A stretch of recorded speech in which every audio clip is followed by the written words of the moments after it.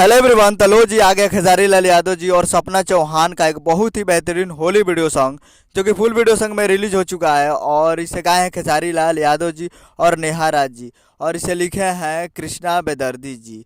और इसमें म्यूजिक भी कृष्णा बेदर्दी जी ही दिए हैं, जो कि आपको स्क्रीन के ऊपर दिखाई दे रहा है। जिस सॉन्ग का टाइटल रखा है पिचकारी पकड़ के, जो कि वीडियो में है खेसारी लाल यादव जी और सपना चौहान जी। और फुल वीडियो संग में रिलीज हो चुका है। और इसका टाइटल रखा है पिचकारी पकड़ के, और इसका कुछ धुन ऐसा है, पिचकारी पकड़ने वाली चाहिए। तो आप लोग अभी तक इस वीडियो सॉन्ग को नहीं देखें तो आप लोग जाइए और जाकर टी सीरीज हमार भोजपुरी यूट्यूब चैनल पे फुल वीडियो सॉन्ग जाकर आप वॉच कर सकते हैं और देख सकते हैं। तो जाइए और जाकर टी सीरीज हमार भोजपुरी यूट्यूब चैनल पे फुल वीडियो सॉन्ग देखिए और प्यार दीजिए। काफ़ी बेहतरीन वीडियो सॉन्ग है, एक बार जरूर देखिए।